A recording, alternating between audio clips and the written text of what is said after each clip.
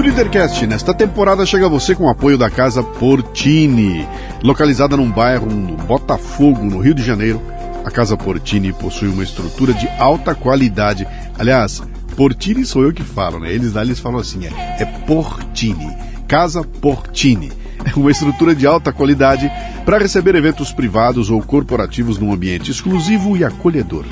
Treinamentos, reuniões, workshops, jantares e degustações podem acontecer num espaço multiuso. A casa dispõe também de um lindo estúdio de yoga e uma cozinha profissional, perfeita para aulas práticas e produção de vídeos. Visite o Instagram, @CasaPortini. Se escreve Casa Porcini, com C.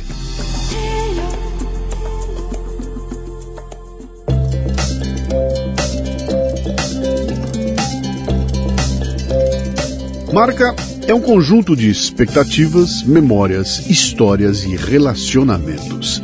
E cabe a você trabalhar para que seus clientes tenham a melhor percepção sobre sua empresa e seus negócios.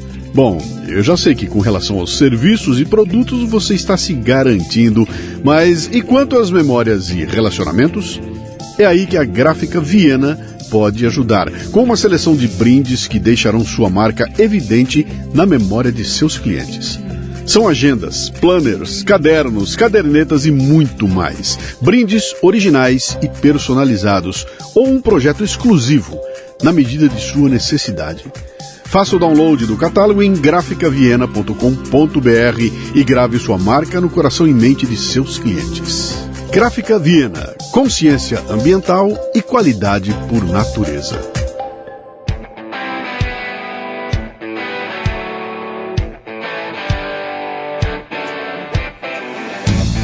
Bom dia, boa tarde, boa noite, bem-vindo, bem-vinda a mais um Lidercast, o podcast que trata de liderança e empreendedorismo com gente que faz acontecer.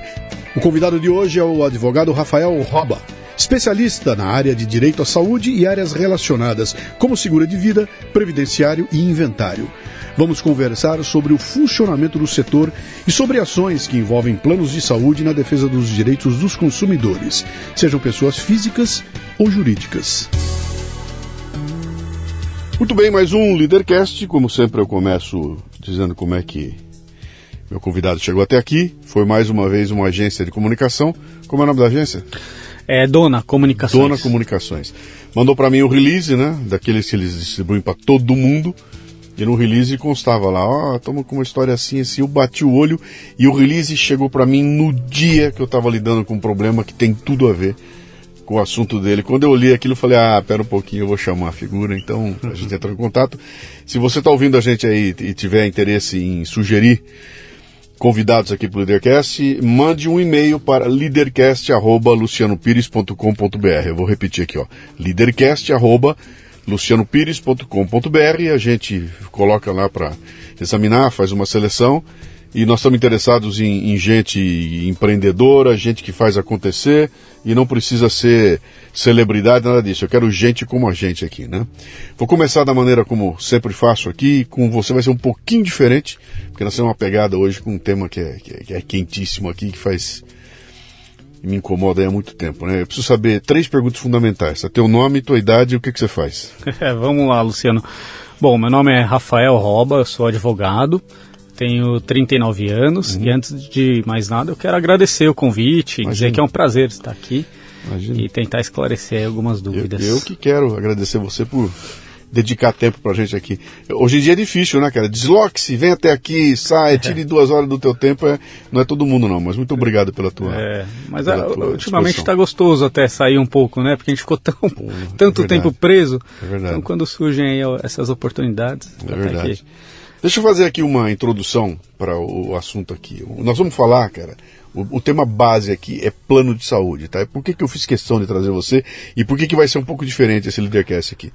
Normalmente eu trago pessoas que fazem acontecer e vou explorar de onde a pessoa veio, como é que é, como é que ela toma decisões e tudo mais. No teu caso, eu quero explorar esse tema teu porque eu tenho um histórico com ele aí que me incomodou a vida inteira. Eu fui executivo de uma baita indústria de autopeças. Lá eu tinha um plano de saúde maravilhoso.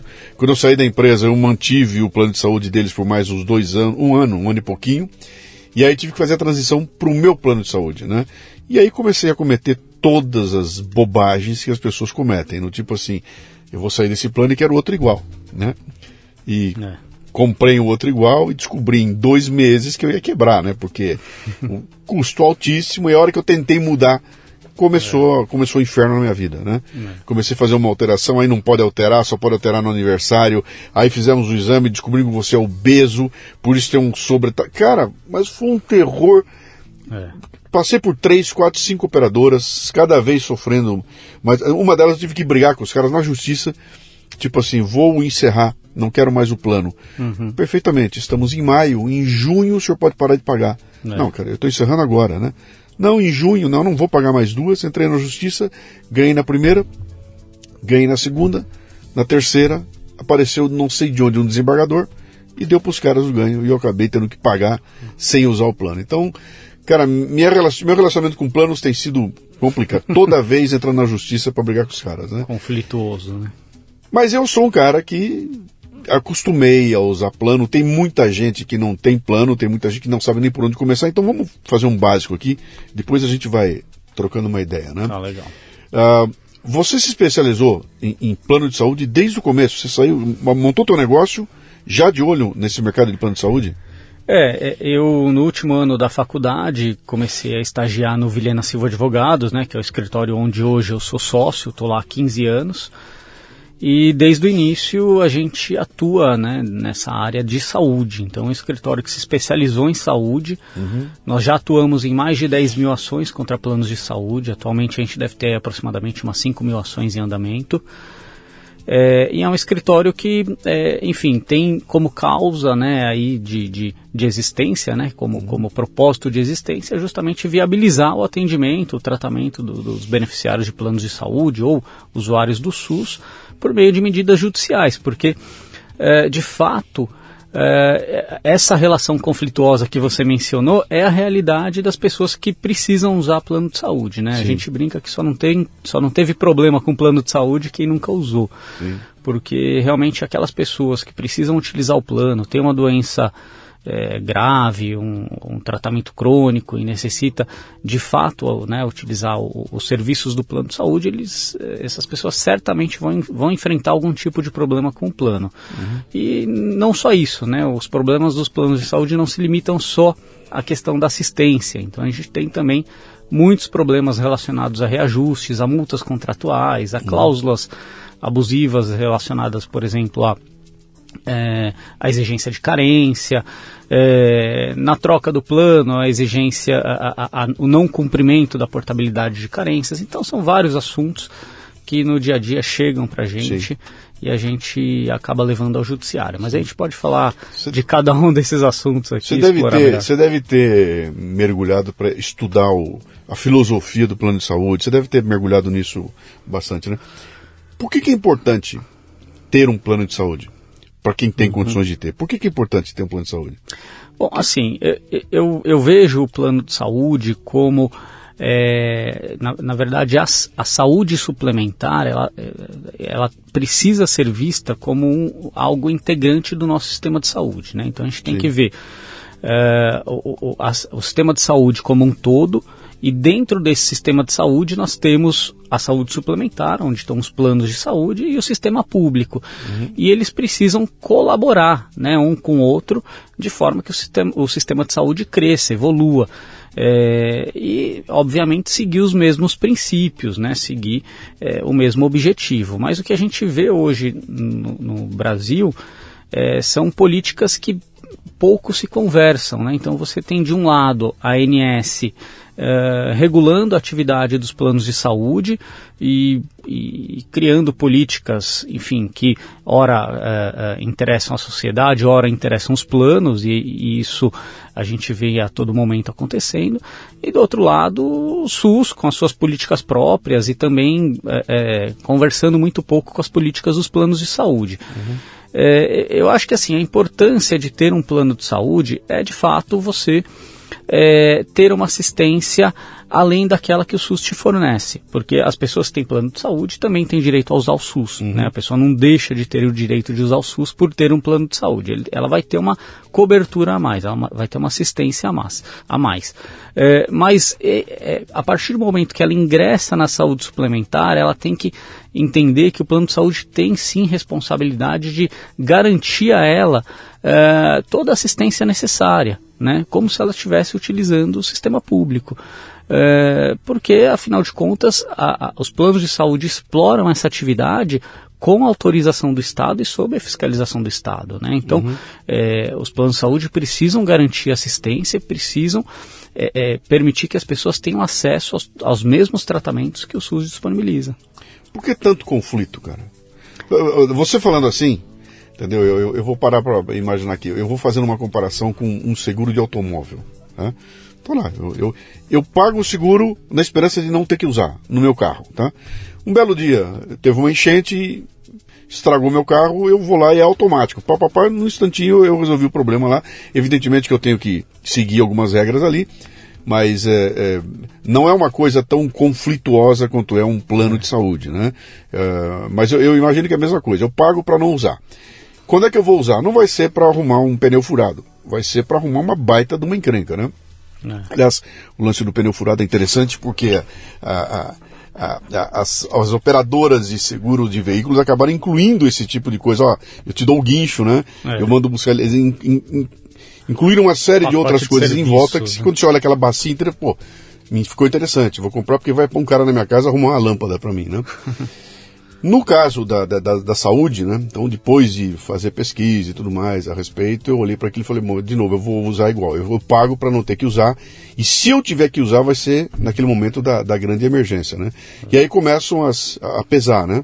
Que tamanho é o plano, quanto custa. Então, hoje em dia, uma pessoa com seus 30 e poucos anos de idade, se quiser ter um plano de saúde minimamente decente, ela não vai gastar menos de 700, 800 reais todo mês, usando ou não usando o plano, né?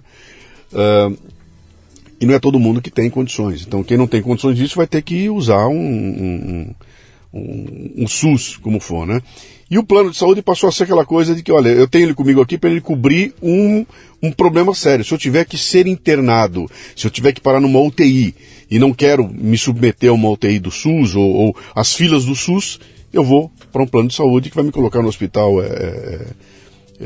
não público, mas hospital privado, onde eu vou ter um atendimento com um pouco mais de dignidade, né, do que e o SUS eu já tive que usar também por questões de transplante e tudo mais, e descobri que o SUS tem dois lados, cara. Ele é Mr. Hyde e Mr. Jekyll, que é Jekyll e Hyde, né?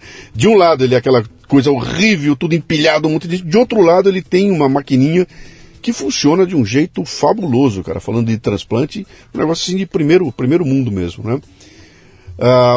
Mas é um mundo que a gente só começa a se preocupar com ele depois de uma certa idade. A garotada não se preocupa muito com isso aí, né? Então eu vou dar uma dica número 1 para você que está me ouvindo aí. A bobagem que eu fiz quando eu estava na empresa e tinha o plano e passei a sair da empresa e fui fazer o meu plano. Eu deixei para tocar o plano quando terminou o primeiro, né? E depois que eu olhei, falei, cara, eu tinha que ter feito um processo de phase in, phase out, né?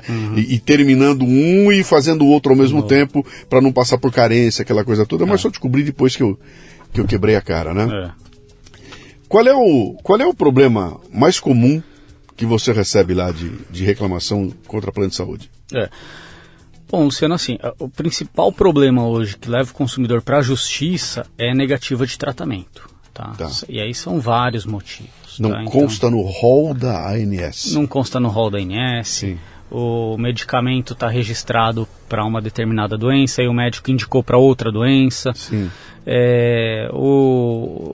Tem divergência entre o médico assistente, o médico que assiste o paciente e o médico auditor da operadora. São vários os motivos. Então, esse é o principal motivo hoje que leva o consumidor para a justiça. E o segundo principal motivo já de forma mais recente, tem sido a questão dos reajustes. Tá? Então, hoje, o segundo principal motivo que chega para a gente são reajustes, principalmente dos contratos coletivos, né, que eles não são regulamentados. E aí é importante só explicar um pouquinho assim, a diferença entre os planos individuais e familiares, né, e os planos coletivos. A gente pode dividir em 2 grandes grupos os planos de saúde.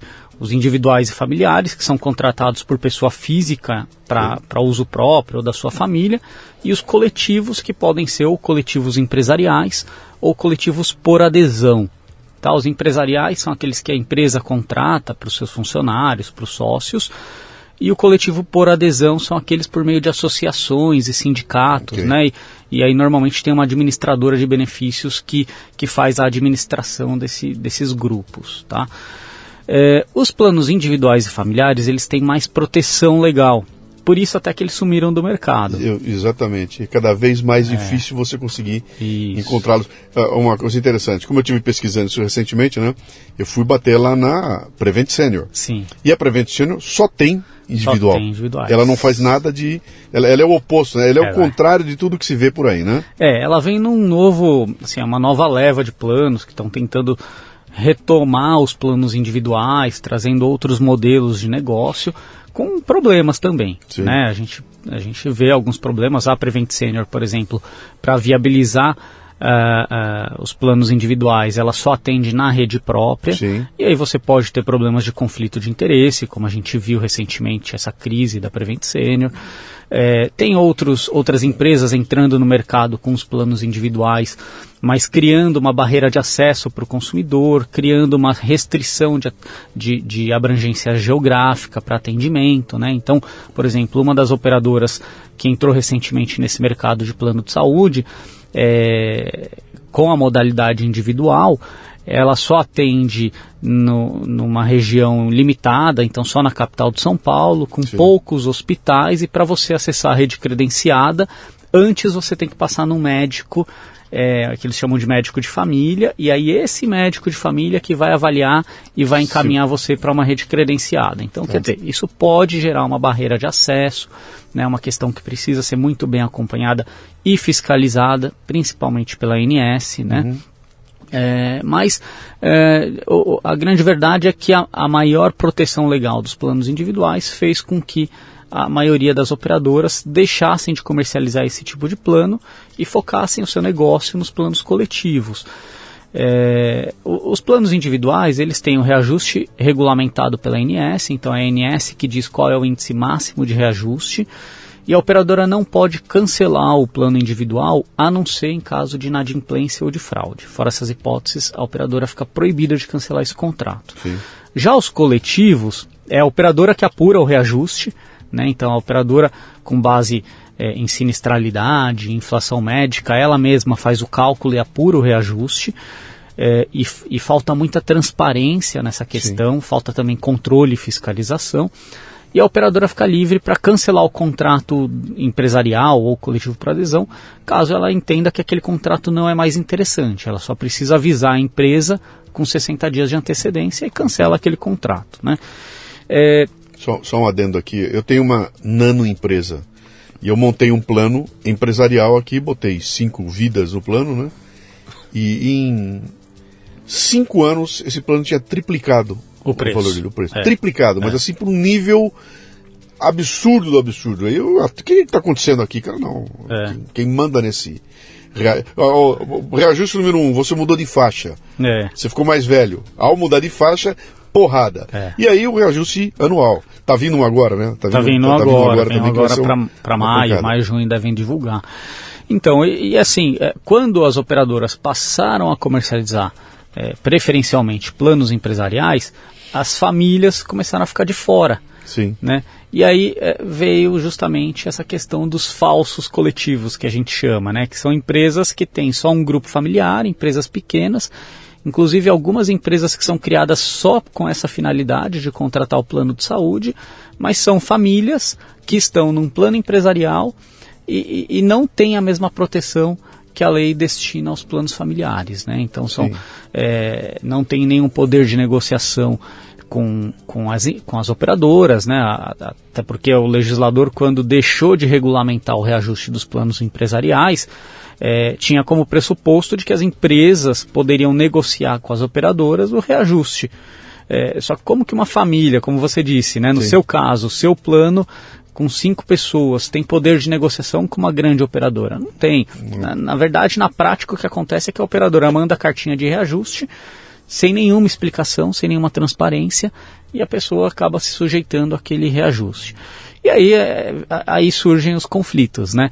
A ANS não fiscaliza, não controla o cálculo de reajuste dos planos coletivos. Isso, inclusive, o próprio TCU já apurou numa auditoria que foi feita na agência em 2018.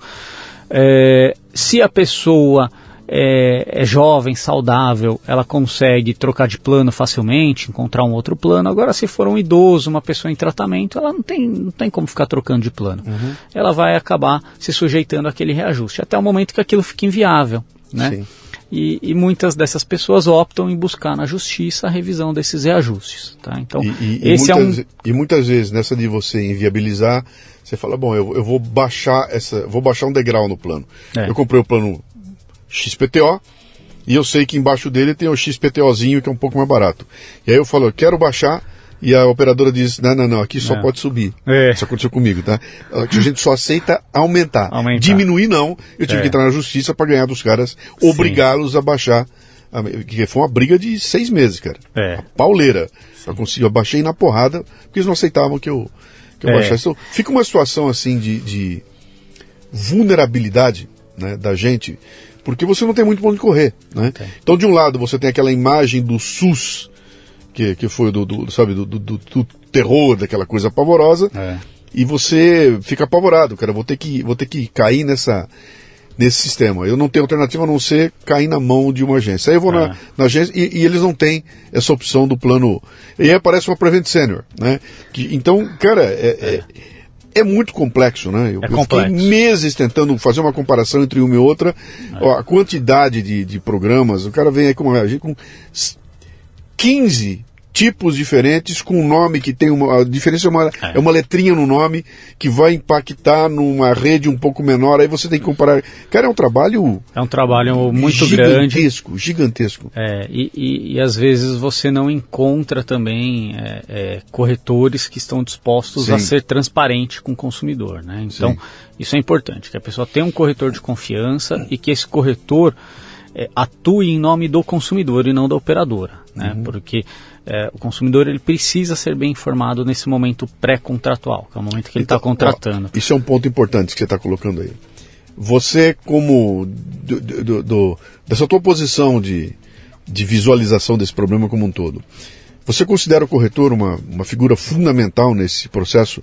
Para eu que quero fazer um plano, que acha o corretor? Sem dúvida. O corretor ele pode ou te viabilizar a contratação de um plano de forma transparente, que você sabe exatamente o que você está contratando, ou dependendo da atuação desse profissional, ele pode te colocar numa enrascada, né? Então é muito importante que você tenha um corretor de confiança, que você procure um corretor que de fato seja indicado por um amigo, que você saiba que é uma pessoa que faz um serviço decente, para não entrar numa roubada aí, né? Porque já vi corretores cometerem fraudes para conseguir colocar um consumidor no plano de saúde sem carência, ou cometer fraude para conseguir colocar um beneficiário num plano empresarial, sendo que esse beneficiário não tinha vínculo com a empresa, né? Então, assim, isso e muitas vezes o consumidor não sabe o que o corretor está fazendo. O consumidor fala, olha, aliás, o corretor diz, olha, fica tranquilo, eu vou pôr essa pessoa no plano, vai dar tudo certo, eu tenho um contato lá dentro da operadora.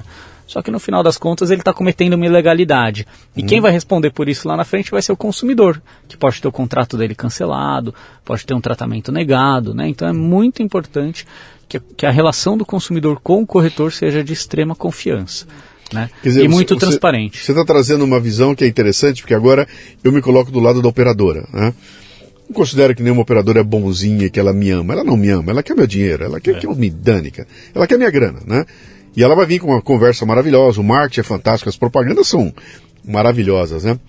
Mas ela está exposta ela tem milhares e milhares de pessoas que estão lá usando o serviço dela, e tem milhares e milhares de tentativas de fraude, né? O tempo todo Então elas têm que ter, e a impressão que eu tenho é que eles têm um departamento lá dentro que deve ser muito caro e muito grande e complexo, dedicado exclusivamente a glosar ou a melar, né, aquelas, então eu mando para lá um recibo, voltou porque foi escrito de um jeito que não é o jeito ideal, né?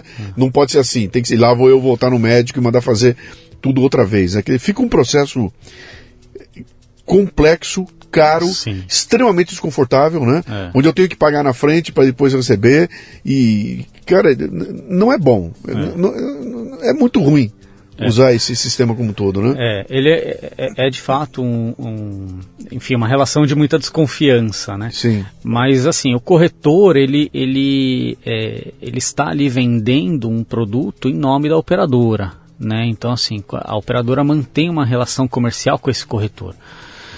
Então é importante que a operadora também tenha esse papel de fiscalizar e conferir o trabalho do corretor, né? Porque se o corretor comete uma fraude sem que o consumidor saiba, o consumidor é tão vítima quanto a operadora, mas quem tem o dever de conferir, de fiscalizar se está tudo correto no momento da entrega dos documentos, é a operadora que tem esse dever, né? Então, quando um corretor frauda um documento para incluir um beneficiário num plano de saúde indevidamente, a operadora ela precisa ter ali mecanismos que permita a ela conferir isso, né? Tanto que o próprio judiciário entende, por exemplo, que se a operadora não submeter um consumidor previamente a uma avaliação médica, se ela suspeitava que existia ali uma doença pré-existente, a operadora não pode alegar essa pré-existência depois da contratação, né? Porque aí ela já aceitou a contratação, já recebeu as mensalidades e lá na frente ela vai alegar que o beneficiário tinha uma doença pré-existente e não declarou, né? Então assim, esse é um dever da operadora também, né? Então a operadora e o corretor estão dentro da mesma cadeia de consumo. Os dois estão em parceria vendendo um serviço. Sim. Né? Então, quando eu digo que o consumidor precisa procurar um corretor de confiança, né, que de fato seja transparente, esse corretor, por mais que tenha uma boa relação, uma relação de confiança com o consumidor, ele ainda está representando a operadora quando ele está vendendo um serviço. Né? Então, é importante só deixar claro que assim, quando existe uma fraude do corretor, quem deveria fiscalizar isso seria a operadora e não o consumidor. Né? O consumidor está sempre nessa relação numa posição mais frágil de hipossuficiência. Né?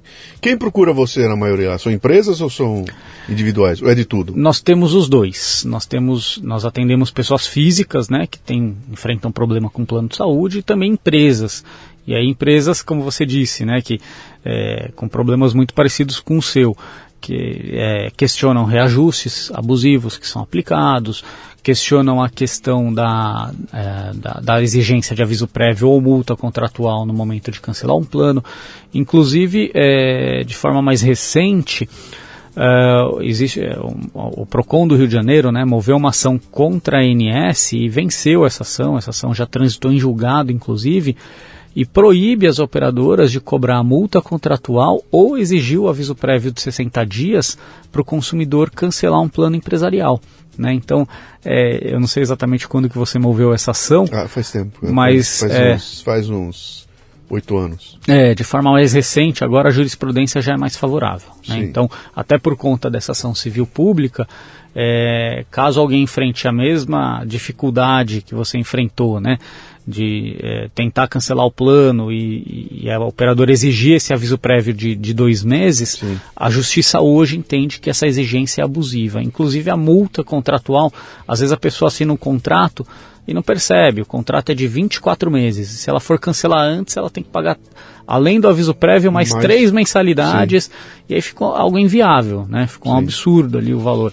Então o judiciário hoje tem entendido que esse tipo de prática é abusiva. Sim. Eu tive conversando eu tive tentando fazer as mudanças do plano de saúde, né? Agora eu vou falar para você como vítima, né, desse sistema que é tão perverso assim, né? Eu tenho um problema na família de pré-existência e tudo mais, né? E na tentativa de sair de um plano muito caro para uma alternativa que fosse mais barata e tudo mais, sem perder muito a qualidade do atendimento, né? A gente foi fazendo um estudo lá e a conclusão que eu recebi, inclusive com a dica do próprio consultor, né? Cara, compre os dois e pague durante 24 meses os dois ao mesmo tempo. Assim, quando acabar um, você já não tem mais carência no outro. E ficou diante de mim a perspectiva de estar pagando 2 planos de saúde para poder evitar aquele gap de carência, né? De carência e tudo mais. Que é uma coisa que não tem lógica, né? Você não consegue fazer portabilidade de uma carência? Consegue, né? Na verdade hoje sim. É que assim, a portabilidade por algum tempo ela era permitida só para planos individuais ou coletivos por adesão. Os planos empresariais não podiam fazer portabilidade. Hoje a regulamentação já mudou, então os beneficiários podem fazer portabilidade de carência independente do tipo de plano, mesmo que ele esteja no plano empresarial. E pode fazer a qualquer momento, que isso também era uma coisa que limitava o beneficiário no momento da portabilidade antes, né? O beneficiário só podia fazer a portabilidade no aniversário do contrato, agora não, agora a qualquer momento ele pode fazer a portabilidade e já não tem mais essa restrição pelo tipo de plano. A única exigência, né, as únicas exigências na verdade, é que ele esteja no plano de origem há pelo menos 24 meses, que ele esteja adimplente com o plano de origem, tá? E que tenha compatibilidade entre os planos, entre o plano de origem e o de destino, tá? Essa compatibilidade ele vai pesquisar no site da ANS, tem um guia, ele vai colocar lá os dados do plano dele, na verdade se ele colocar o CPF dele, a data de nascimento, a própria ANS já diz qual é o plano dele. E aí o próprio guia da ANS vai dizer para quais planos ele pode fazer a portabilidade sem carência. Tendo isso em mãos, ele pode exigir da operadora de destino que aceite ele sem carência, tá? Tem alguns prazos para que ele faça isso em caso de demitido. Então, por exemplo, a pessoa foi demitida de uma empresa, teve o plano cancelado, ela tem 60 dias para fazer isso. Se ela era dependente de uma pessoa e essa pessoa era funcionária da empresa, se a pessoa vem a falecer, ela vai ter 60 dias também para fazer essa portabilidade, né? Então tem alguns prazos que ela precisa ficar atenta, mas em regra hoje as pessoas não precisam necessariamente fazer 2 planos para cumprir a carência de um e só então cancelar o anterior, né? Você está fazendo parecer tão fácil isso, né? Mas eu aqui como indivíduo eu não consigo fazer isso. Eu vou precisar de um escritório de advocacia para conduzir. Às vezes sim, porque alguns corretores nem fazem pedido de portabilidade porque eles não são remunerados pelas operadoras para fazer portabilidade, né? Isso no mercado enfim, é uma informação muito divulgada.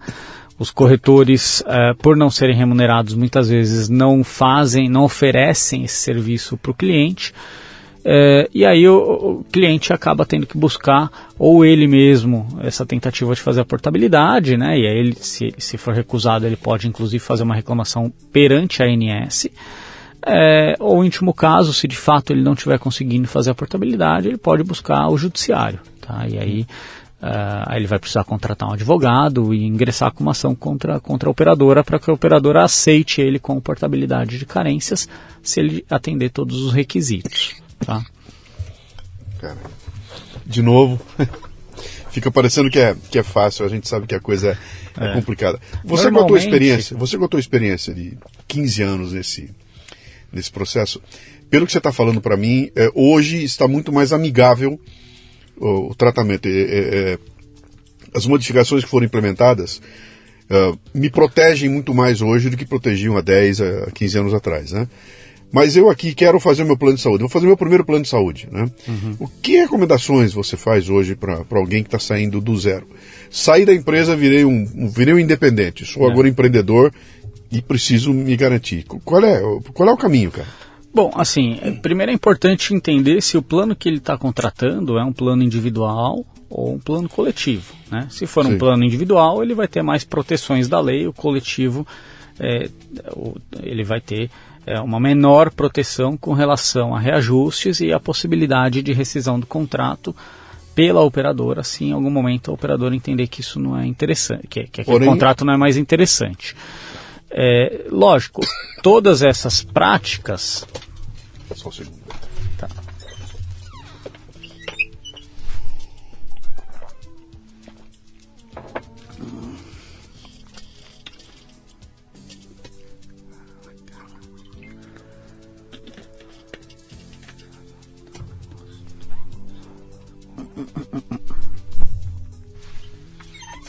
Ligarem o equipamento lá embaixo, dá um pico de luz aqui, pode desmontar o negócio ali. Vamos tentar retomar onde você parou. Você estava dizendo que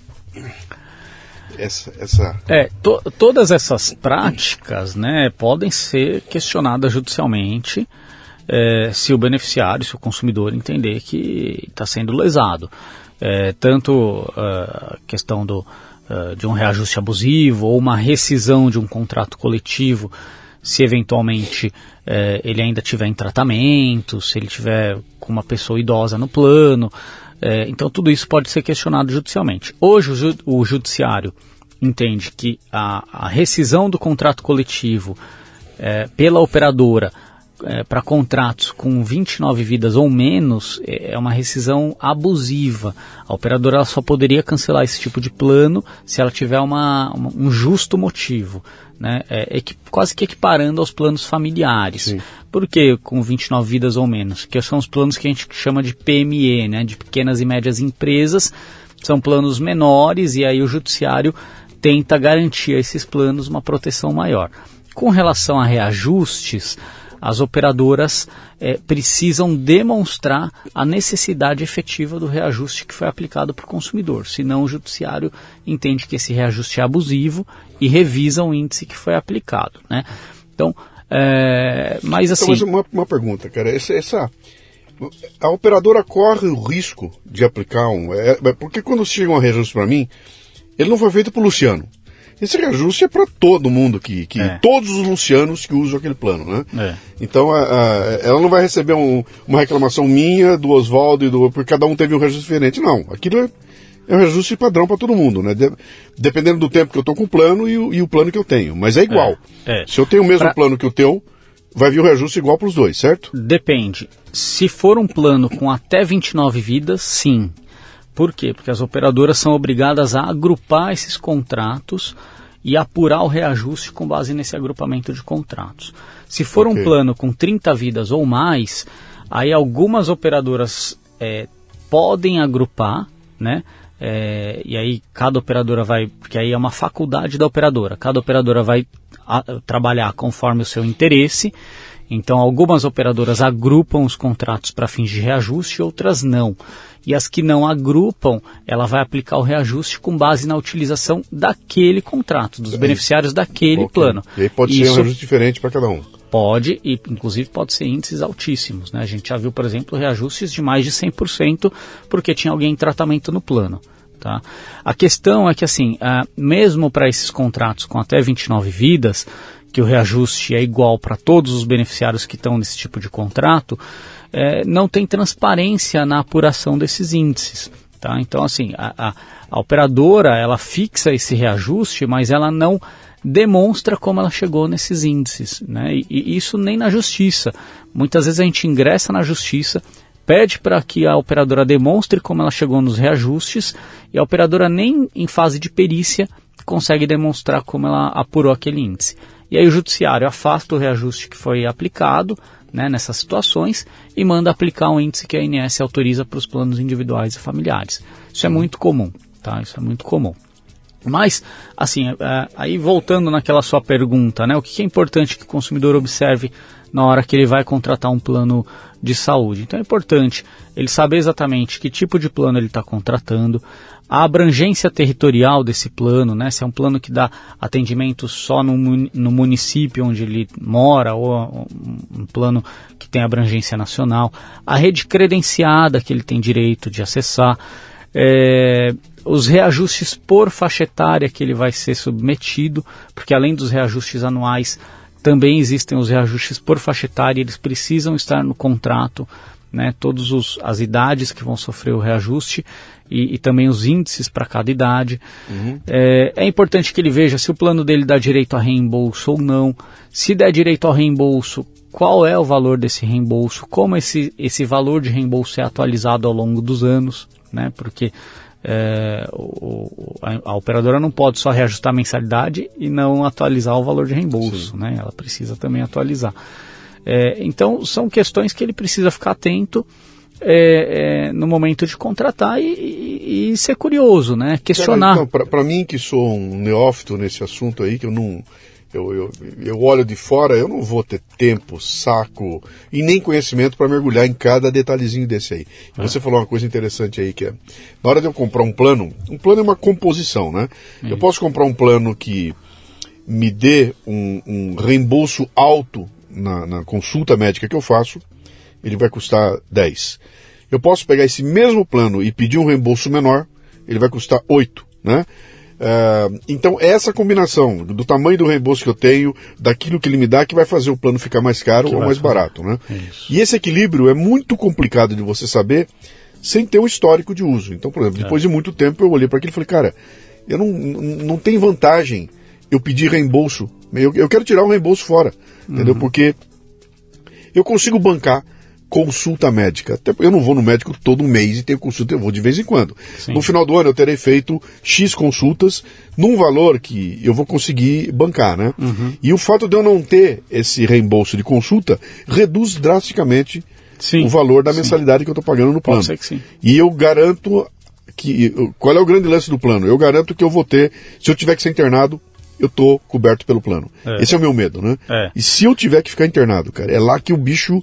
Porque aí não tem fim, né? O tamanho da despesa lá é um negócio brutal, né?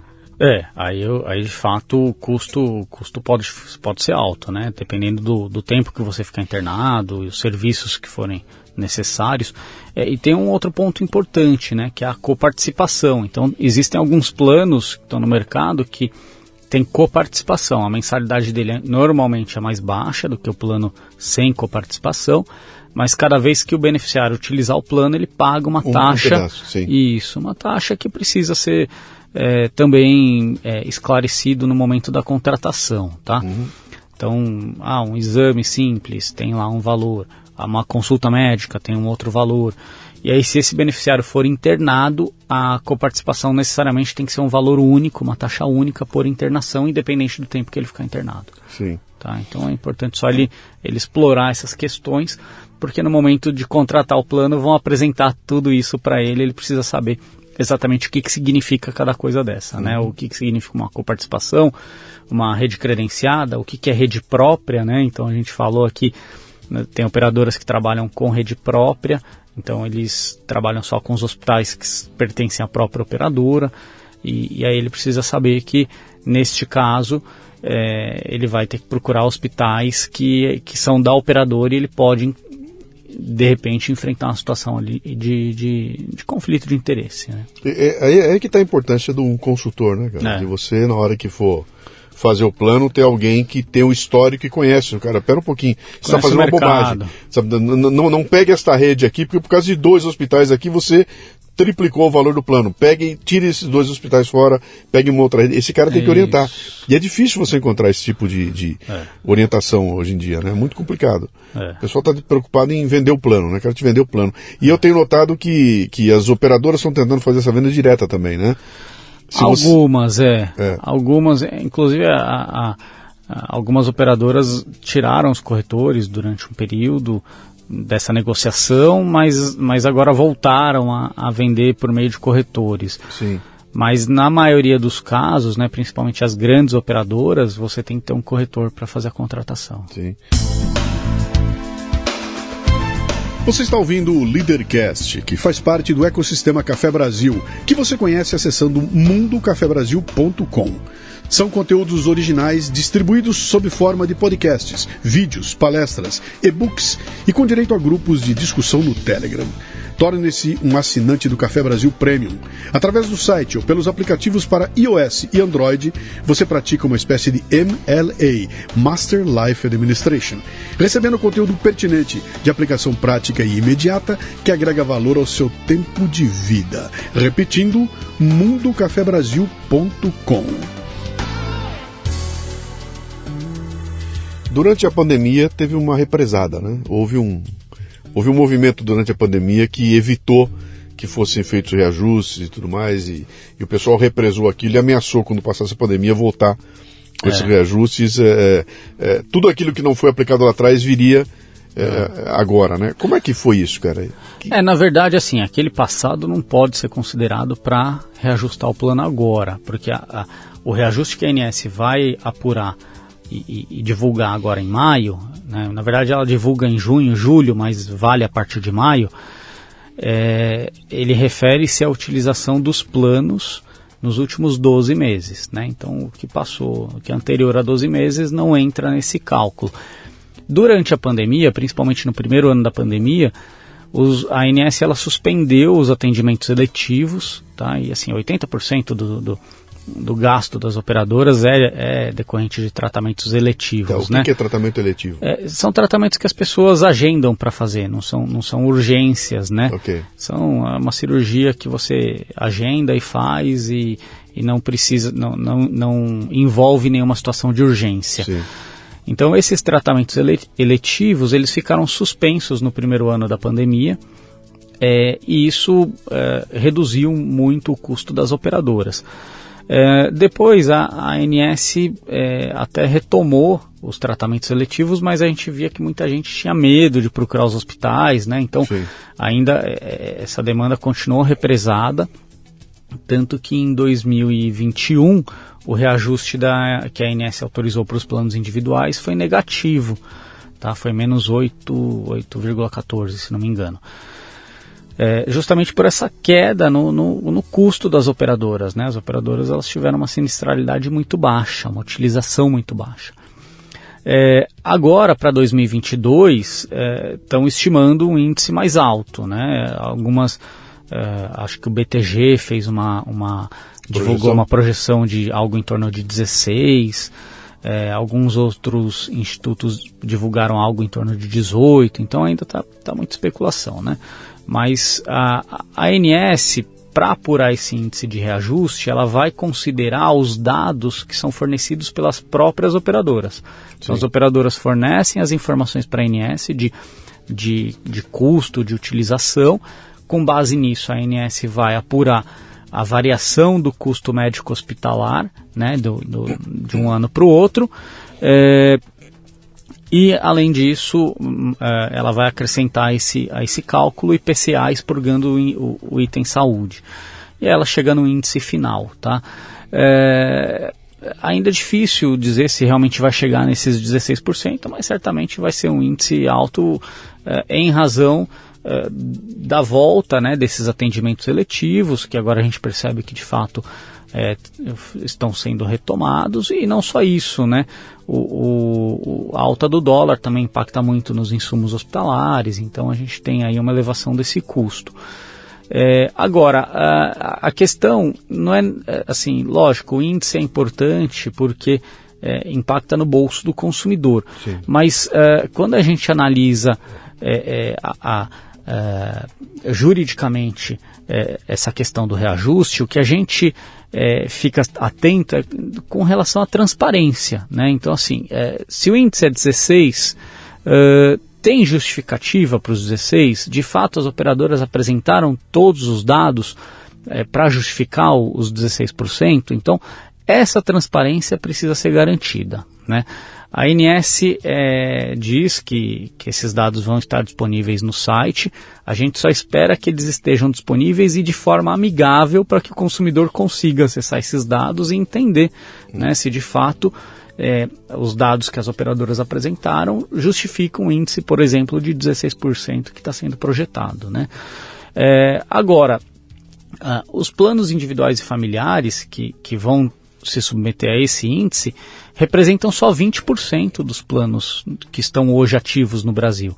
80%, ou um pouco mais de 80%, são planos coletivos que não seguem esse índice da ANS. E a gente imagina que se as operadoras estão dizendo que o reajuste dos individuais deve ser 16, na casa dos 16, os coletivos devem ser 25, na casa dos 30. Né? Porque, historicamente, os reajustes dos coletivos são muito acima dos individuais. Então, o que nos assusta mesmo nesse ano é o quanto as operadoras vão reajustar os contratos coletivos. Né? Vai ser agora também? Vai ser ao mesmo tempo? Os coletivos com até 29 vidas são a partir de maio. Né? Aí cada operadora vai divulgar o seu reajuste. Os coletivos com mais de 30 vidas, aí depende do aniversário do contrato do plano daquela empresa. Aí é uma surpresa, né? E aí cada operadora vai apresentar um índice, mas a gente imagina que na média sejam índices elevados, que devem impactar muito, inclusive, as empresas. Sim, eu tenho uma empresa com 25 vidas, né? E ela deve gastar por mês o quê? 20 mil reais no mínimo de plano de saúde ali. Com um plano de saúde básico para a turma, né? Vai dar uns 20 mil. Você está dizendo que ela vai de 20 para 24 assim, se vier 20% de aumento, né? Bem provável. 20 para 24 no estalo. Bem provável. Um cliente nosso, nessa semana, recebeu um reajuste de 80% de uma operadora. Cacetada, cara. 80%.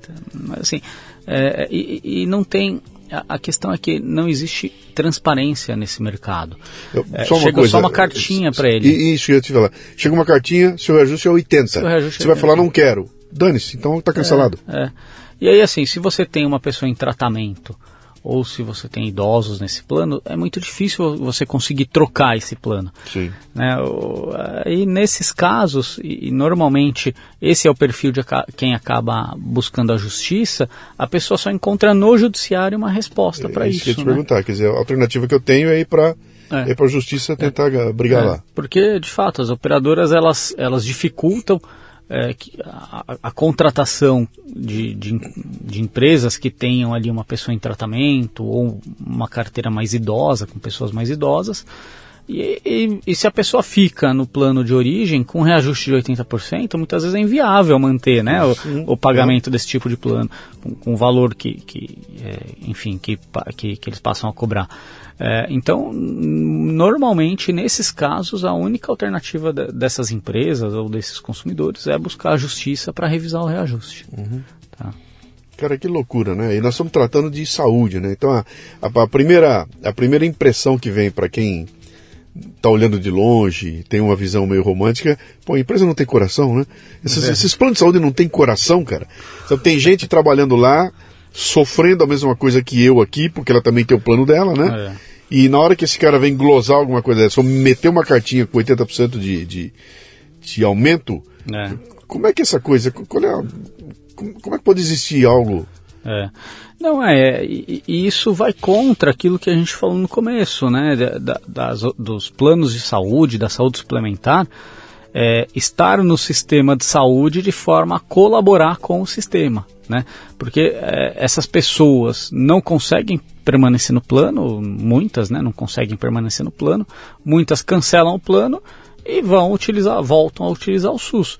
Acaba sobrecarregando o SUS, né? Se isso acontece em massa, acaba sobrecarregando o SUS. Em contrapartida, essas operadoras elas têm muito incentivo fiscal, né? Muita isenção fiscal e também incentivos tributários para fomentar a atividade. Né? Então, assim, estima-se, por exemplo, isso são dados do IPEA, que anualmente o Brasil, né, o Estado, deixa de arrecadar algo aproximado aí de 30 bilhões de reais para fomentar a atividade dos planos de saúde. Né? Então, é um gasto indireto, né?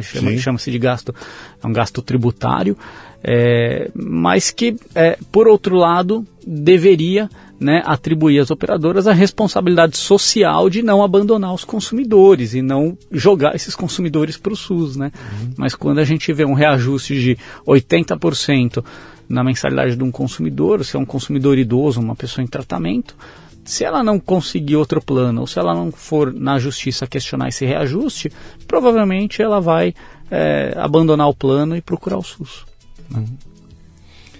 Cara, que doideira que é esse mundo. Eu tive agora, recentemente, um problema com uma seguradora com seguro de celular. Roubo de celular.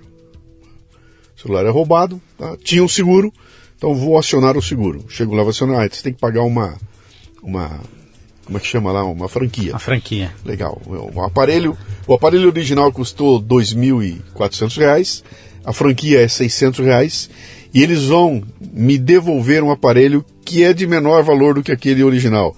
O seguro não cobre, não é um igual, não vem com igual.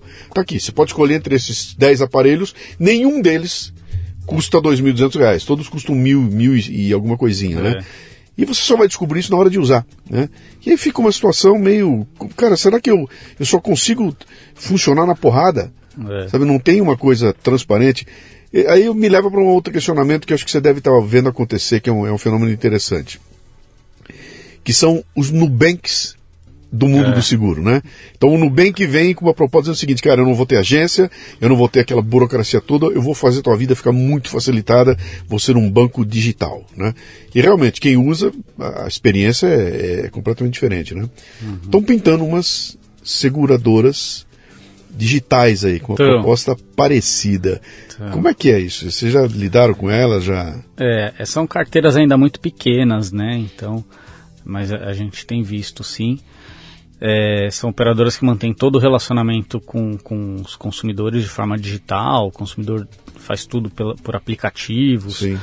É um modelo que de fato pode eventualmente dificultar o acesso a idosos, né? Pessoas que não têm tanta habilidade com tecnologia, com aplicativos, então isso eventualmente pode dificultar o acesso. Mas assim, são planos de saúde e têm que ser tratados pela legislação como qualquer outro plano de saúde, né? Então, assim, por mais que mude o modelo de negócio para que o relacionamento seja feito todo de forma digital, se submetem à lei dos planos de saúde, se submetem ao Código de Defesa do Consumidor, né? Então isso é importante. E ao se submeterem, né, ao Código de Defesa do Consumidor, principalmente, tem o dever com o consumidor de transparência, de informação clara e adequada, de facilitação no acesso aos serviços, né, de eventualmente terem uma cláusula contratual revisada se essa cláusula for abusiva, né? Então todo esse regramento se aplica a esse tipo de serviço, ainda que ele seja oferecido de forma digital. Eu não tive ainda experiência de utilizar esse tipo de serviço, mas me preocupa. Já foi demandado? Eu acho que eu não tive ainda ações contra essas novas operadoras.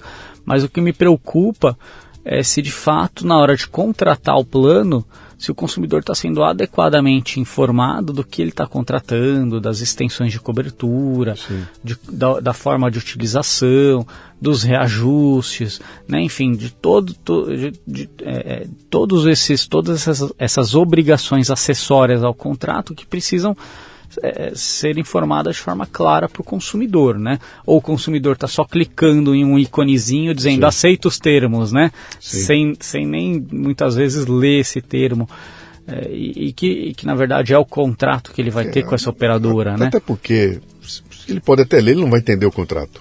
Porque o contrato é redigido de tal forma que você se perde no meio daquela coisa, não consegue entender o que está escrito lá, né? É lógico, assim, os negócios estão avançando para esse modelo, né? Mas a gente não pode deixar essa proteção dos consumidores se perder em razão desses novos modelos, né? Especialmente com relação à informação. Isso me preocupa muito, porque depois o consumidor não sabe nem muito bem o que ele contratou. Porque ele contratou por um aplicativo, ele baixou o aplicativo, contratou, chegou o boleto, ele pagou, baixou a carteirinha no aplicativo e começou a usar. Mas ele não sabe nem exatamente o que ele contratou direito. E quando a gente está falando de saúde, a gente está falando é um direito constitucional, né? Então a gente precisa ter mais cuidado ao tratar a saúde como uma mercadoria, enfim, que se vende assim pela internet, por aplicativo, né? Então a gente precisa ter esse cuidado. Enfim, não é proibido, pode existir esse tipo de negócio, mas acho que precisa ter esse cuidado de informação, né? Principalmente de informação com o consumidor. Acho que tem um calcanhar de Aquiles nas grandonas, que é exatamente esse trato que não é confiável, que eu me sinto que eu vou ser explorado, que a hora que eu piscar esses caras vão me entubar um aumento gigantesco, eu não consigo saber exatamente o que está se passando, então tem um gap gigantesco aí, que o Nubank entrou para resolver um problema parecido, né? O Nubank chegou e falou, sabe esse pessoal que te trata a pontapé? Eu vou te tratar bem. E cara, os caras conseguiram crescer rapidamente ali, né? Sim, sim. Eu já ouvi coisas do tipo assim, cara, faça uma reclamação na ANS. Faça uma reclamação, vai no PROCON, reclama no PROCON pelos seus direitos, né? Essas entidades, essas organizações, elas funcionam, para mim, como independente aqui. Adianta eu bater na ANS, ou vai vir aquela história que eu não vou conseguir entender o que os caras estão falando, né? Para algumas coisas, sim. A ANS, ela tem um mecanismo de reclamação, né? Você pode acessar o site da ANS, tem lá se você colocar no Google reclamações ANS, ele já te direciona para a página correta. A ANS, na verdade, ela faz só uma intermediação, né? Você abre a reclamação, essa reclamação vira uma notificação para a operadora. Sim. E a operadora ela tem 10 dias úteis para se manifestar sobre essa reclamação. Dependendo da situação... Caso contrário, ela pode se sujeitar a multas, essas coisas. Da própria ANS. Tá. Então, normalmente eles respondem, né? A questão é o que respondem. Então, em algumas situações eles resolvem, em outras aí o consumidor, de fato, fica sem uma solução do problema e ele acaba indo para a justiça para conseguir resolver o problema. Porque assim, por mais que a ANS faça essa notificação, sim, e por mais que eventualmente a ANS depois possa abrir um processo administrativo contra a operadora para resultar lá na frente em uma multa contra a operadora, a ANS ela não vai ter o poder, por exemplo, de obrigar a operadora a garantir o tratamento de uma pessoa, né? Uhum. Então vamos supor que a pessoa vai lá e reclama na ANS que teve ali uma negativa de um tratamento. A ANS vai notificar a operadora em 10 dias úteis vai responder essa notificação. Se a operadora insistir nessa negativa, a ANS pode abrir um procedimento administrativo para apurar se essa negativa da operadora foi ou não irregular, tá? Se lá na frente, no final desse processo administrativo, a ANS entender que essa negativa de tratamento foi irregular, a ANS vai aplicar uma multa na operadora. Mas o consumidor não vai ter o tratamento dele garantido, ele vai continuar sem o tratamento. Sim, no meio do caminho tem alguém doente. Tem alguém doente sem tratamento. Sim. Então o que acontece? Essa pessoa vai ter que ir para a justiça, exigir na justiça que a operadora seja obrigada a garantir o tratamento dela, entendeu? Então, às vezes funciona, às vezes não funciona. O PROCON funciona também mais ou menos do mesmo jeito, porque o PROCON ele vai notificar a operadora, aguardar uma resposta, vai tentar intermediar esse conflito, mas se não tiver solução, o próprio PROCON vai orientar o consumidor a buscar a justiça. O PROCON não vai poder aplicar uma multa em ninguém. Ele não tem esse poder, que a ANS tem, né? O PROCON até tem o poder de aplicar multa também. Ah, é? Tem. Se tiver ofensa ao Código de Defesa do Consumidor, ele pode sim aplicar uma multa. Mas a questão é que, olhando sob a ótica do consumidor, o problema dele vai continuar existindo, o problema dele não foi resolvido, a operadora foi multada, mas ele ainda está sem o tratamento, entendeu? Uhum. Então ele vai ter que buscar a justiça, porque é o judiciário que tem o poder de determinar e obrigar a operadora a cumprir uma obrigação contratual, entendeu? Sim. Seja um tratamento, seja a revisão de um reajuste, seja o cancelamento de uma multa, né? Então isso é só o poder judiciário que vai ter, enfim, esse poder, essa força, né, contra a operadora para obrigar ela a cumprir uma obrigação contratual. Você tem um plano de saúde teu? Tenho. É da empresa? Pelo escritório. Pelo escritório? Pelo escritório. Que plano é? Lá no escritório, na verdade, nós temos duas operadoras, né? Nós temos o Bradesco e a Sul América. Então, você uma parte, na verdade, uma parte da equipe está na Bradesco e uma outra parte na Sul América. Vocês estão em duas operadoras com as quais vocês brigam diariamente. Com as quais com as quais nós temos várias. Mas assim, não tem. As operadoras, isso é uma coisa que me perguntam muito. Se eu entrar com uma ação contra a operadora, vou ter represália? Não, né? Isso não existe. Em todas as ações que nós movemos contra as operadoras, nós nunca tivemos nenhum relato de cliente que, olha, depois que eu movi a ação, eu passei a ter um tratamento diferente, né? Isso não existe. Então, porque é uma via de duas mãos.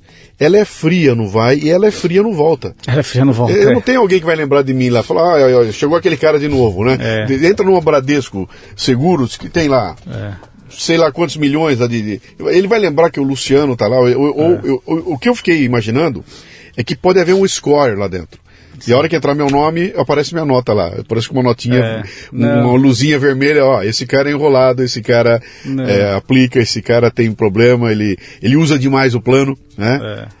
Não, isso não existe, assim, até onde a gente tem de informações, de experiência, nunca tivemos nenhum relato nesse sentido. O que pode acontecer, às vezes a pessoa ingressa com uma ação para discutir um reajuste, e aí lá na frente ela tem um tratamento negado, mas esse tratamento já seria negado independentemente se ela tivesse ou não movido essa ação para questionar o reajuste, porque eventualmente esse tratamento não está no rol da ANS, entendeu? Então, me explica o rol da ANS, cara. Me explica isso. Outro dia eu vi estavam fazendo um comentário de que parece que de quando em quando a ANS renova esse chamado rol, né? O que é isso? É uma lista de coisas, de procedimentos que devem ser cobertos? O que é isso? Isso é uma confusão. Mas assim, o rol da ANS é um rol de procedimentos que as operadoras são obrigadas a cobrir, tá? A ANS, antes ela atualizava esse rol a cada 2 anos, agora ela mudou, né, a legislação, e ela tem essa atualização de forma contínua, tá? Okay. Então, os pedidos de incorporação são feitos de forma contínua, então a qualquer momento qualquer um pode pedir para que a ANS inclua. Deixa eu te perguntar, quem pede? Qualquer um. Qualquer um pode, desde que você atenda lá todas as exigências da ANS. Sim. É que assim, são tantas exigências que o cidadão comum acaba não fazendo esse pedido, né? Tem estudos que precisam ser apresentados, né? Estudos inclusive não só clínicos, mas de impacto econômico. Então tem uma série de coisas, né? Uma série de requisitos que muitas vezes impede que um cidadão comum vá lá e peça a inclusão de um procedimento. O cidadão ele pode participar das audiências públicas que são realizadas para dizer se um procedimento deve ou não ser incorporado. Isso tem com bastante frequência. Só precisa ficar atento porque a ANS divulga isso pelo site. Mas, enfim, a partir do momento que alguém faz um pedido de inclusão no rol, a ANS ela tem 180 dias para analisar se incorpora ou não esse procedimento no rol. Se a ANS não analisar dentro desses 180 dias, considera-se automaticamente incorporado, tá? Se lá na frente, após os 180 dias, ela decidir que não deveria ser incorporado, quem iniciou o tratamento porque houve a incorporação automática vai ter o tratamento garantido até o final. Okay. Tá?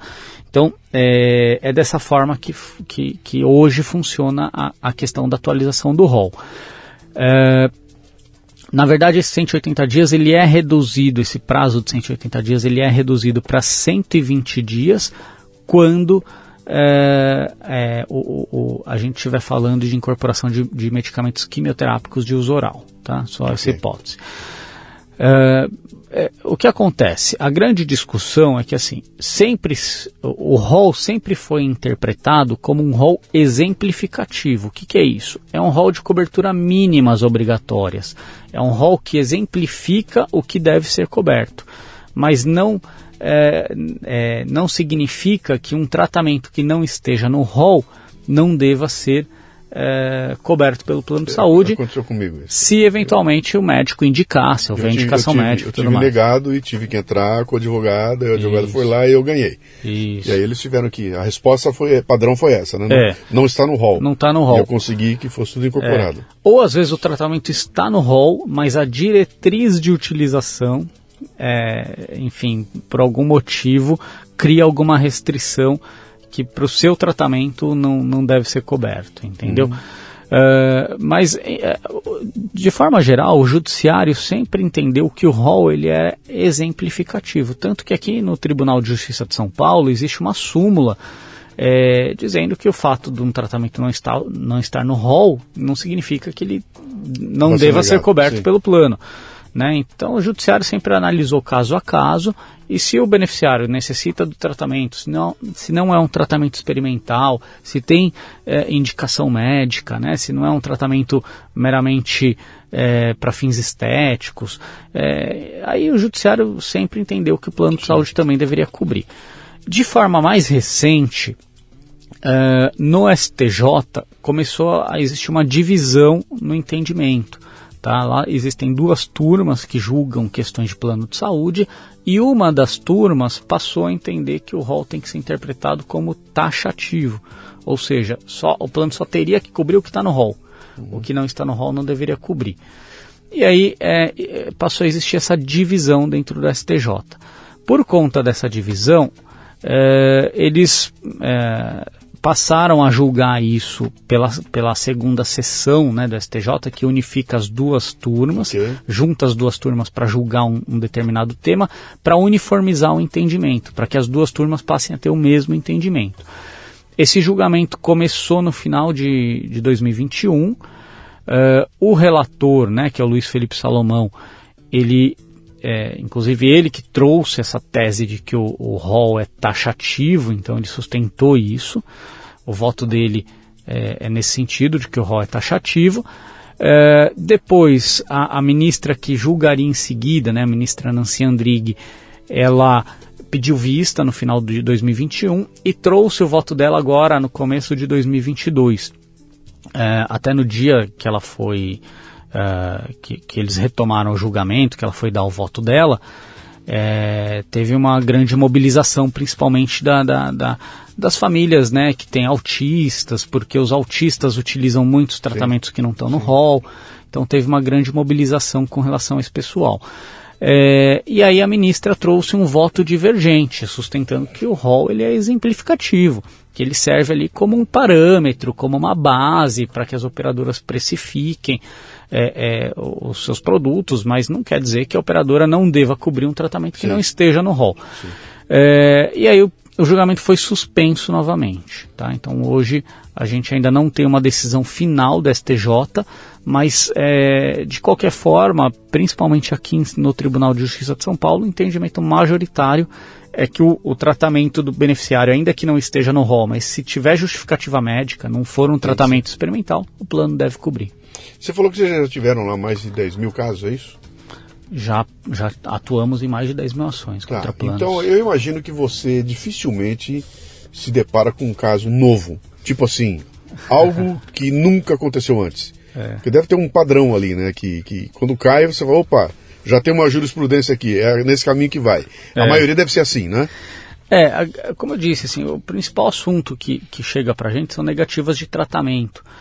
E aí nós temos, enfim, um grande leque nessas negativas de tratamento, né? Então nós temos negativas de tratamentos oncológicos, negativas de tratamentos para autistas, por exemplo, negativas de tratamentos de cirurgias ortopédicas, enfim, tem uma grande quantidade de assuntos dentro de negativas de tratamento, e os motivos também variam muito.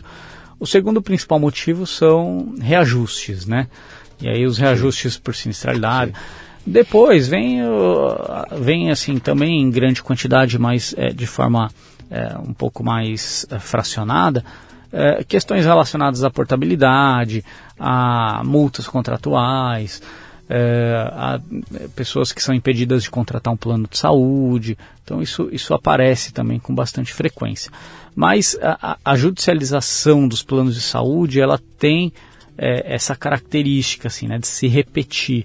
Sim. Então, tanto que muitos assuntos o Tribunal de Justiça de São Paulo já criou, inclusive, súmulas para tentar, enfim, até mostrar para a sociedade qual é o entendimento do judiciário com relação a esses assuntos, né? Inclusive, esse é o título do teu livro.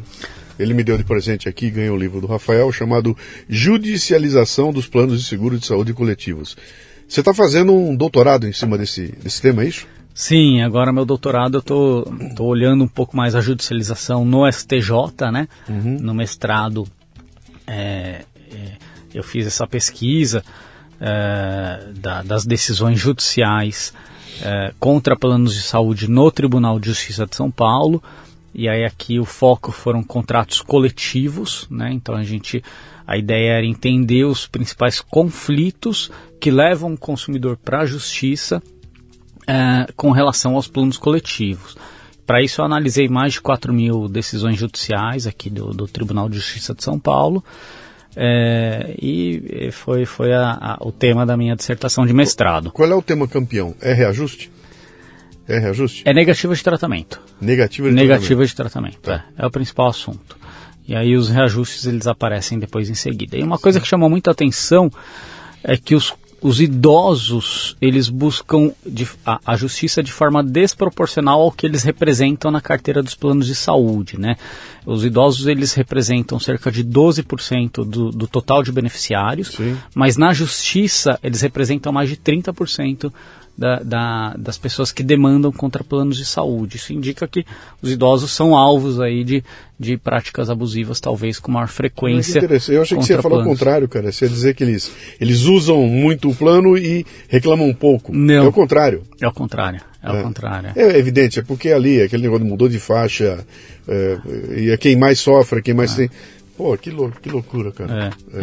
E aí, enfim, meu mestrado eu defendi em 2017, inclusive no último capítulo ali eu dedico algumas sugestões de melhoria da regulamentação, né? Porque, sim, sob a ótica do judiciário, a gente vê aquilo que está falhando, e então, a partir disso, a gente faz algumas sugestões de melhorias. E muitas delas, até hoje, não entraram sequer na agenda regulatória da ANS, né? Então, a gente vê que é um problema crônico. E enquanto a gente não tiver uma regulamentação adequada e uma atividade regulatória também mais presente, mais efetiva por parte da ANS, os conflitos vão continuar acontecendo e o judiciário vai ser o caminho, né, que aos olhos do consumidor vai solucionar o problema. Então, sabe o que me incomoda nessa história toda? Você não está falando para mim de um problema novo. Você não está falando para mim de um negócio que começou há 3 anos. Não. Você está falando de um negócio que tem 30 anos, cara. Sei lá quanto tempo tem, 40 anos. E são problemas recorrentes. E quando você fala para mim, olha, tem uma série de sugestões aqui. Eu falo, cara, não tem um grupo de trabalho composto por gente das operadoras. Vamos resolver essas... Ou não há interesse nisso? Qual é o... Eu acho que quem deveria fazer esse papel... Só uma coisa. Porque enquanto você falou comigo aqui, eu fui, na minha cabeça, ficou passando o custo que é as operadoras manterem uma área jurídica lá dentro para combater você. E você aqui do lado de fora combatendo a eles. Quer dizer, tem um custo em termos de burocracia, de tempo, de dinheiro mesmo aplicado lá, que é um negócio, sim, absurdo, né? Que se alguém pensasse uma forma de você dirimir um pouco essas dúvidas, aquela ideia do Nubank, das operadoras, né? Cara, vamos baixar essa burocracia, vamos tentar fazer atendimento um pouco mais humano, né? Talvez o reflexo em termos de custo fosse gigantesco. É uma visão romântica que eu tenho aqui, né? Mas olhando de fora, você fala, cara, há quanto tempo está nessa briga? Já tem livro escrito e a coisa não anda? Não, assim, eu acho que quem deveria ter esse papel, né, de tentar mediar e achar soluções para os conflitos é a própria ANS. A ANS, como agência reguladora, deveria encontrar mecanismos para solucionar se conseguisse pelo menos solucionar os principais problemas, já seria um grande avanço, né? Mas a gente, na verdade, vê uma atuação muito fraca da ANS nesse sentido. Por exemplo, o IDEC, né, o Instituto de Defesa do Consumidor, ele saiu da ANS, ele pertencia a uma das comissões internas da ANS e ele diz isso publicamente, que saiu da ANS porque a ANS não tinha ouvidos para os consumidores. Então, quer dizer, precisaria ter ambientes que viabilizasse mais essa troca, né? Esse diálogo, porque de fato não existe. Os ambientes que existem não viabilizam essa troca, esse diálogo. E eu diria mais, assim, dentro da própria ANS, a gente percebe que, lógico, como agência reguladora, ela recebe demandas das operadoras e dos consumidores, demandas que interessam uns e outros, mas as demandas que eles recebem que a ANS recebe das operadoras referentes a interesses das operadoras também não são homogêneos, né? Então a gente vê, por exemplo, as operadoras, por exemplo, que trabalham no modelo de seguro terem determinados interesses, as operadoras que trabalham com rede própria terem outros interesses, né? As operadoras que trabalham com medicina de grupo, essas cooperativas, têm outros interesses. Então são interesses que são conflitantes, inclusive entre as empresas que estão atuando na saúde suplementar. Então eu acho que falta sim um ambiente de diálogo, de troca para resolver os problemas, porque os problemas estão aí, né? O judiciário é reflexo disso, né? Inclusive a judicialização. A judicialização do Brasil, você tem que botar, está em todas as áreas agora, né? Eu sempre falo, a judicialização ela é reflexo de um problema que existe e não foi resolvido antes, né? Quando alguém chega na justiça, é porque já teve o problema, já procurou a operadora, já procurou a ANS, já procurou o PROCON, procurou todo mundo e ninguém resolveu. Ela vai para a justiça e o judiciário acaba refletindo esse problema que existe, né? Então, por isso que a gente acha tão importante estudar a judicialização. Nesse teu estudo todo aqui, você encontrou algum país que você pode usar como paradigma para dizer, cara, o ideal seria chegar ali? Porque tem uma conversa, recentemente teve aquela conversa toda, ainda bem que o Brasil tem SUS, né? Porque se tiver na Inglaterra, você está ferrado. Se está na França, é pior. Está nos Estados Unidos, é muito complicado. Você encontrou algum lugar que pudesse servir como paradigma? Na verdade, assim, quem tem uma saúde, né, um sistema de saúde muito privatizado, são os Estados Unidos. Então eles têm, o sistema de saúde deles está quase todo apoiado, né, em seguradoras. E eles têm também os problemas deles, os conflitos, eles têm uma judicialização também lá com relação a seguradoras. Eles têm discussões sobre custos, né, importante, de coberturas também. Mas assim, e nós temos um outro modelo que que funciona muito bem, que é público, que é o sistema que funciona no Reino Unido, né, o NHS, e eles funcionam também muito bem dessa forma, né, totalmente público, com participação social, com uma participação social, aliás, muito bem estruturada, importante. Eles têm um financiamento também adequado, né? Então, quer dizer, o Estado, é o SUS deles. É o SUS deles, Então, eles têm um sistema muito bem financiado. O Estado, de fato, financia o sistema para que ele atenda a sociedade, com políticas discutidas com a sociedade, né? É um sistema que funciona. A questão é que o Brasil tem uma mescla dos dois modelos, né? O Brasil tem o SUS, que é subfinanciado. O SUS perde verbas ano a ano e faz muito com o pouco que tem, né? O SUS ele atua muito bem na atenção primária, ele atua muito bem na alta complexidade, e o gargalo dele é a média complexidade, né? E por outro lado a gente tem a saúde suplementar, que deveria contribuir com o SUS, que retira também do SUS verba, né, porque tem incentivo fiscal e tributário, mas por outro lado entrega muito pouco para a saúde, né? Contribui pouco para o sistema de saúde. Os avanços nossos de saúde estão pouco relacionados à saúde suplementar, né? Então, assim, diminuiu a mortalidade infantil ao longo dos anos, por quê? Não foi por causa de plano de saúde. O plano de saúde não vacina ninguém, né? Então, assim, tem questões que acho que a gente precisa em algum momento discutir para poder ter um sistema de saúde como um todo adequado, né? Que de fato entregue saúde para a população, né? Cara, como tem problema esse país para ser resolvido, né? É verdade. O livro chama-se... esse livro está disponível para quem quiser? Se encontra disponível. Aí. Judicialização dos Planos de Seguros de Saúde Coletivos, do Rafael Robba, R-O-B-B-A. Quem quiser entrar em contato, quiser descobrir como é que funciona, quiser contratar vocês, quiser fazer uma consulta, sei lá, como é que acha vocês? Legal. Bom, o escritório chama Vilhena Silva Advogados, né? Vilhena, com LH. Isso, Vilhena Silva Advogados. Nós temos nosso site. Pelo site você consegue, inclusive, acessar o blog do escritório. A gente divulga muita informação lá, né? Nós temos bastante conteúdo. E temos as redes sociais também. O Vilhena Silva está presente no YouTube, no Instagram, no Facebook.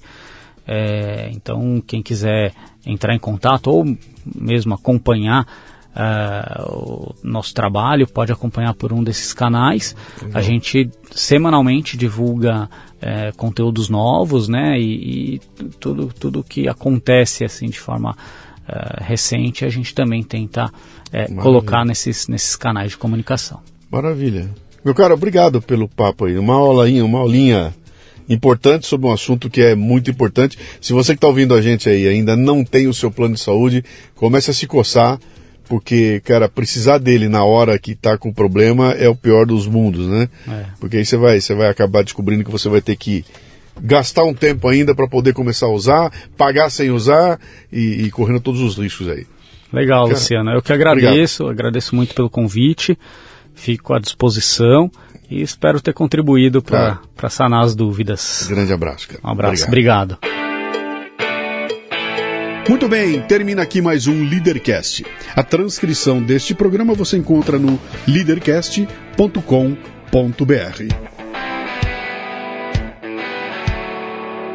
Você ouviu o Leadercast com Luciano Pires. Mais uma isca intelectual do Café Brasil. Acompanhe os programas pelo portal cafebrasil.com.br.